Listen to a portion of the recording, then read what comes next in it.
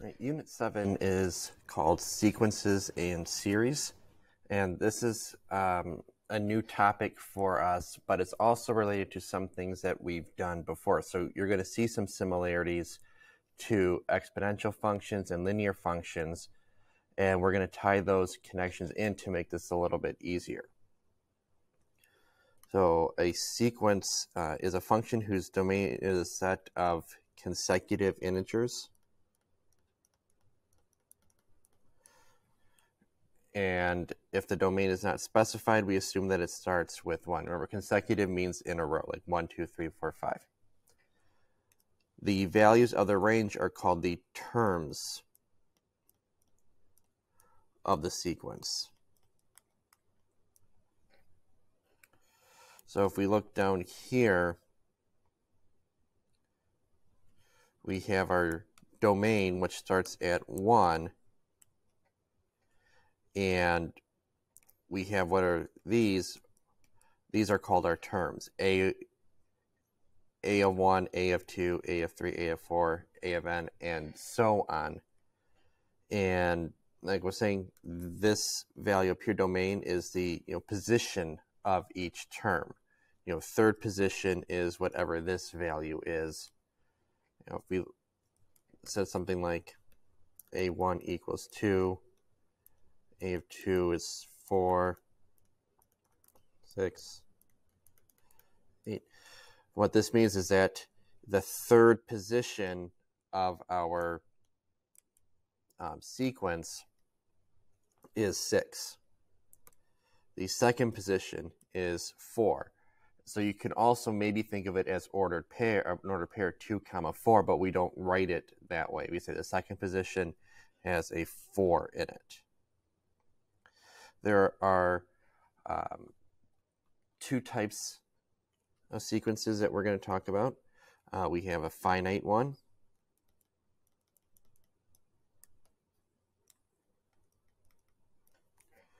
where we have a limited number of terms, like see 2, 4, 6, 8.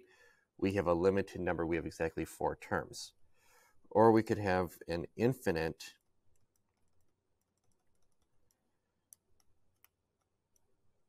sequence, which means it goes on forever. And that's what these 3 dots mean right here. And we have 2, 4, 6, 8, and it keeps going and following the pattern. And we have those finite and infinite sequences, but then each of those can be broken down to what are called arithmetic, geometric, or what we also call neither. Arithmetic sequences. So there are 3 types of sequences that we're going to be talking about. We have arithmetic, which means we're going to add or subtract each term from each term from.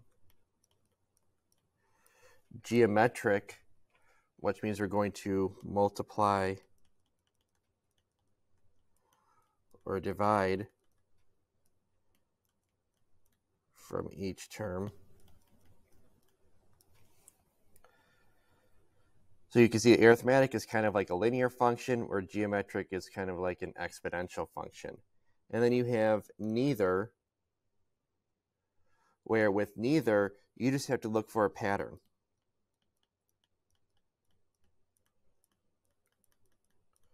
These are the most difficult ones to look at. Today, though, we're going to focus on what are called recursive rules. And what recursive rules, it's when you are given the initial or beginning term or terms of a sequence, and then make a rule to show how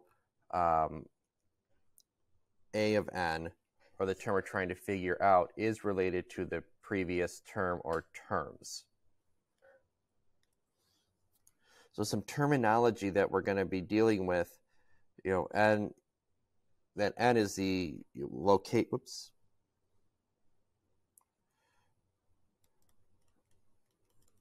location of a term. A of n is the value of the term. This a of n minus 1, what that means is that we have the previous term.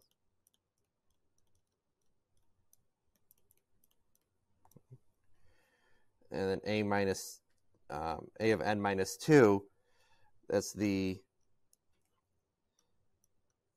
second previous term.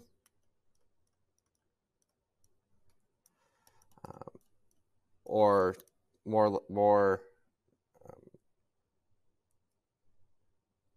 another way of thinking of it is, term before this one. So if a of n minus 1 is the previous term, a of n minus 2 is the term before that one.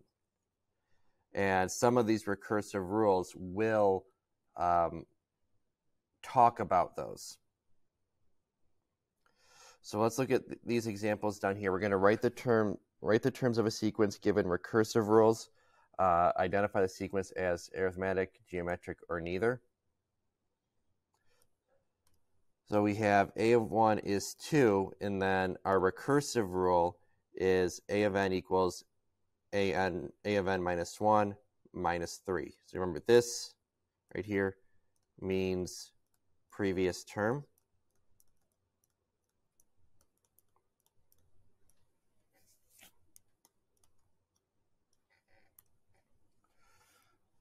So they give us a of 1 is 2. Now this one, we're going to use our rule. We're going to take the previous term, which is 2, and subtract 3. And we get negative 1. Now a of 3 is going to be the previous term, so negative 1 minus 3. And we get negative 4. A of 4 equals that previous term, negative 4 minus 3, which is negative 7. And a of 5, negative 7 minus 3, which is negative 10. So if you look at this, we are subtracting 3 each time. If we look at the final values, we start at 2 and then go down to negative 1, negative 4, negative 7, negative 10. So what that means is that this is a arithmetic sequence. Over here, our first term is 4. Our second term is going to be 1.5 times the previous term. So 1.5 times 4. So we're going to use a calculator for that. 4 times 1.5, 4 times 1.5 is 6. A 3 is going to be 1.5 times the previous term, 6. And we get 9. The fourth term is going to be 1.5 times the previous term, which is 9. 1.5 times 9 is 13.5.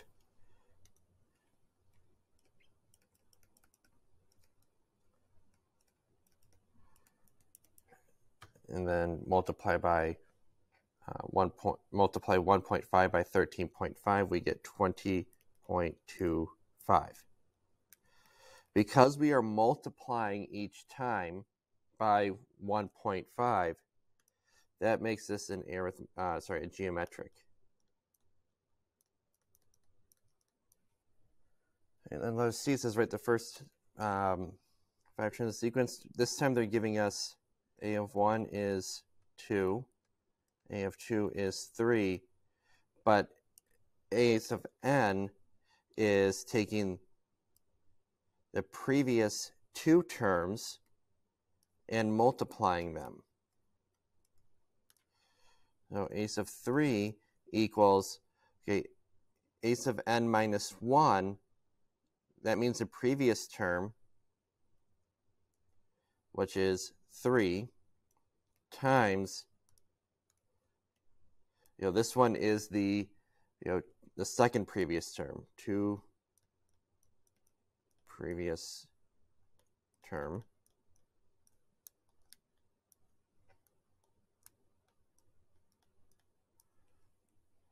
which we look at, if we're looking for a sub 3, we got to go back 2, so we want a sub 1, which is 2. We multiply those together and we get 6.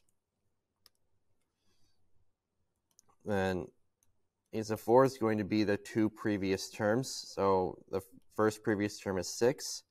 The one before that is 3. So we get 18. And then the last one is going to be 18 times 6, or 108. So we're not adding the same number each time, and we're not multiplying the same value each time, so this is neither. This is not geometric or arithmetic. And then for this one, A1 is 2. So 2 times the previous term, which was 2, plus 3. 2 times 2 is 4, plus 3 is 7. And then the next term is going to be 2 times the previous term, which was 7, plus 3. So 2 times 7 is 14, plus 3 is 17. The next term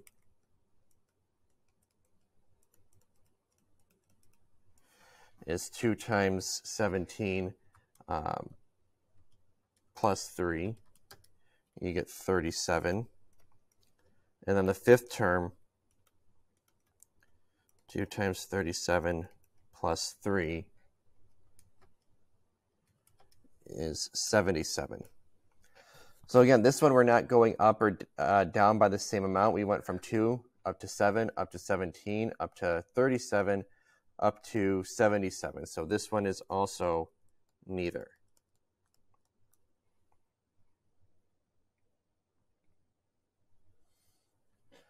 Now this one is a little bit confusing because we have this n here, along with this a sub n minus 1. So if we're starting at 0, okay? Up here we said that if no domain is given, we can assume it starts at 1, but this time we're starting at 0. So a sub 1, our n value is 1, so it's 1 squared plus 3 times 1 minus the previous term, which is 4. So 1 squared plus 3 minus 4 is 0. So then a sub 2 is our second term, n is 2, so now 2 squared plus 3 times 2 minus the previous term, which is 0. So 4 plus 3 times 2 is 6, so this is going to be 10.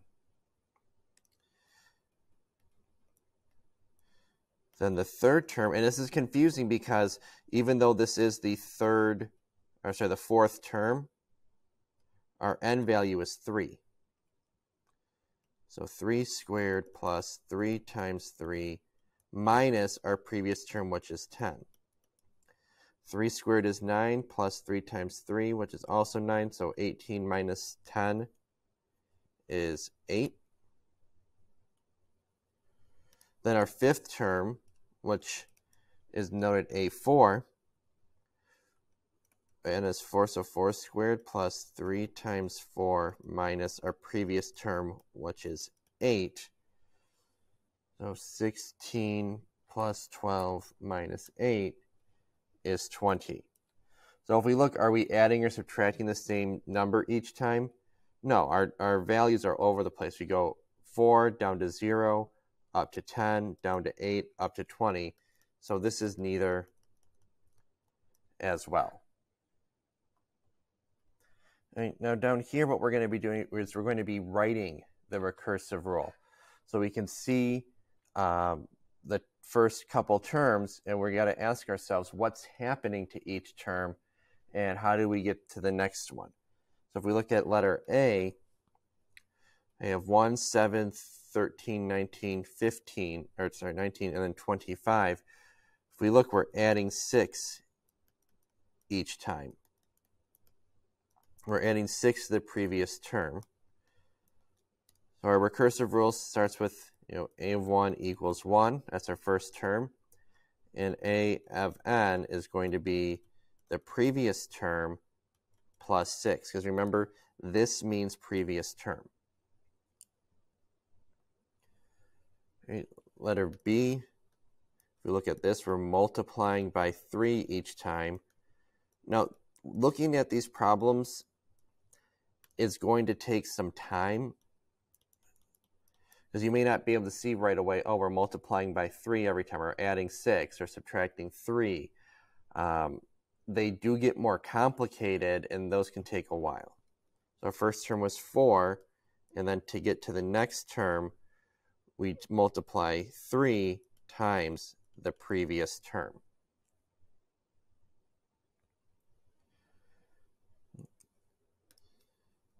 This one we are multiplying by 9 each time.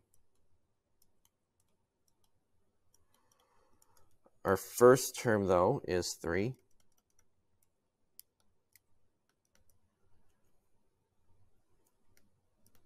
So it's going to be 9 times the previous term.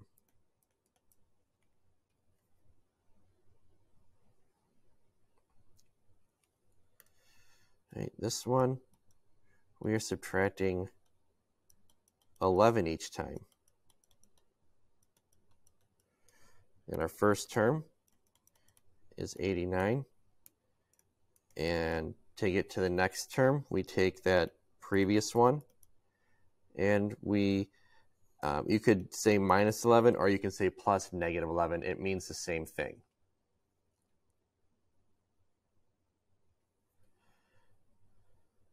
So these up here probably weren't too bad to understand what was happening. Usually geometric or arithmetic sequences are easier to determine what is happening. But if we look at these 4 down here, it's not as clear to what's going on. So we have 3, then we go up to 5, then we go down to 2, and then we go down to negative 3. So what's actually happening here is if I look at this 2, well, 5 minus 3 is 2. Okay? And then 2 minus 5 is negative 3. So what's happening is to get to the next term, I'm subtracting the 2 previous ones. Well, then what about these 2? There's not 2 previous terms if I'm looking at 5 or if I'm looking at 3. So what that means is that we have to note the first 2 terms. Like up here, how we noted the first terms in all of these. We're noting the first 2 terms in this instance. Now we can write our recursive rule, where to get to the next one, we subtract the 2 previous ones.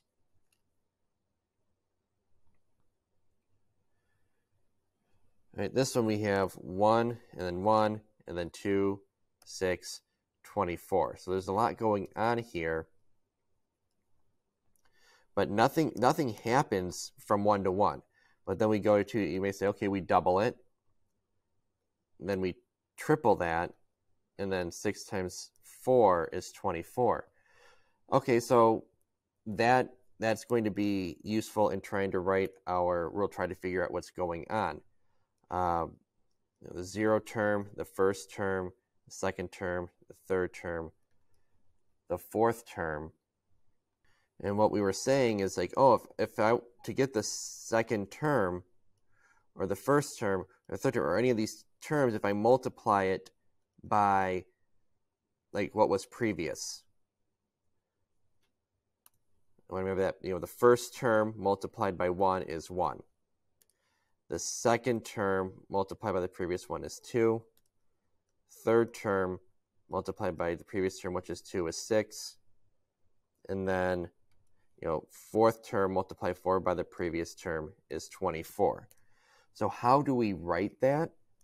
Well, our 0th term, or the, not 1, we're going backwards. So the 0 term is 1. And to get the next term, we take the n value, because remember up here this is n, and we multiply it by the previous one. So this is what I was talking about when I was saying that some of these are very hard to determine what's going on because of stuff like this. All right, if we look at letter D, and then the problem after that, we have 9, 4, 13, 17, and 30. Well, I notice that if I take 17 plus 13, I get 30. Okay, but let's see if that relationship holds true. 17. Well, that's 13 plus 4. Okay. 13 is 4 plus 9. Oh, okay. So what we have here is we're adding the previous two terms. Well, if we're adding the previous two terms, that means we must note, all right, a of 1 is 9, and a of 2 is 4. So I note my first two terms, and then to get the next two, or the next term, I add the previous two terms. So I defined what my first two terms were, and then my recursive rule is I'm going to be adding the previous two.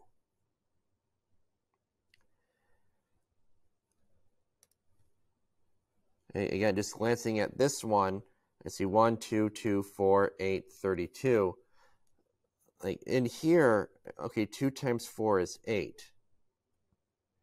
And you don't always need to look at the beginning or the end. Just try to find somewhere where you see a pattern and then determine, does that always hold true? So like I said, 2 times 4 is 8. Oh, 4 times 8 is 32. 2 times 2 is 4. 1 times 2 is 2. So in this problem, we are multiplying the previous two terms. So our first term was 1, and our first term was 2. And then to get the next one, I am multiplying my previous terms. The mosquito population in a controlled laboratory conditions is estimated to be about 500. Each day, an additional 100 mosquitoes are hatched. The population also declines by 85% every day from a pesticide and other natural causes. So declining by 85% means that there's 15% or 0.5 left. Because we're losing 85% out of 100%, 15% or 0.15 are left. So we're going to write a recursive rule about the number of mosquitoes at the start of the nth day. So we know that we start with 500. And then on the nth day, we're losing 85% each day, but we're also adding 100. So we're going to be doing 0.15 times the previous day's number of mosquitoes plus 100, because we're adding that many. B says find the number of mosquitoes after the 5th day. So we're going to do a of 1 is 500. A of 2 is going to be 0.15 times the previous term, 500 plus 100.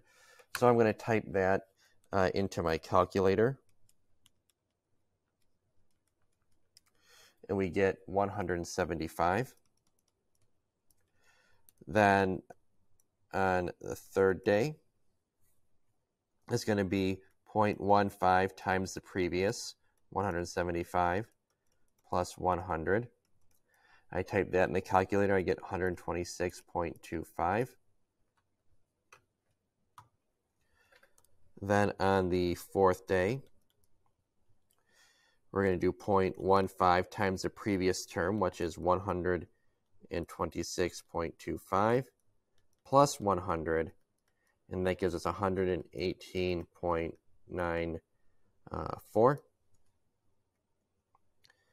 Then we have the fifth day. We're going to do 0.15 times the previous day.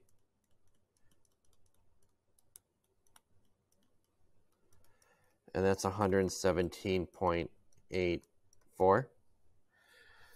So you see that we went down from 500 down to 175, down to 126, down to 118 or 119, down to 117. So it jumped down really quickly, but then it started to level off at about 117. Or I know it asks us to only do 5 of them, but if we type this into the calculator, you're going to see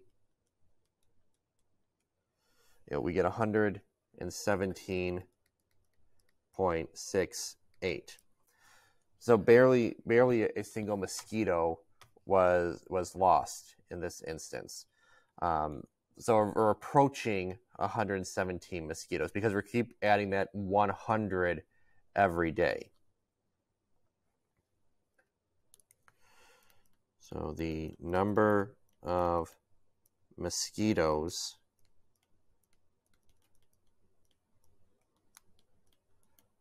approaches 117. So writing recursive rules for arithmetic, geometric, and neither sequences, you guys will probably have an easy time with arithmetic and geometric. A of 1 equals your number, your first term.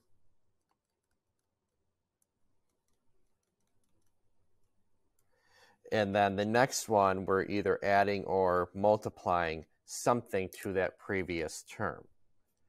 And over here, if you need to figure out how to get the previous term, it's probably going to be easier in arithmetic. You can just see, oh, we're adding 7. We're subtracting 3 each time. But for geometric sequence, it might be a little bit more difficult. When we were finding b values in exponential equations, one of the things that we did is we divided terms to figure out the b value. If we look up here, our rate was 1.5. If you do 9 divided by 6, you'll get 1.5. If you do 6 divided by 4, you'll get 1.5. So that is a way to figure out what your value is for geometric sequences.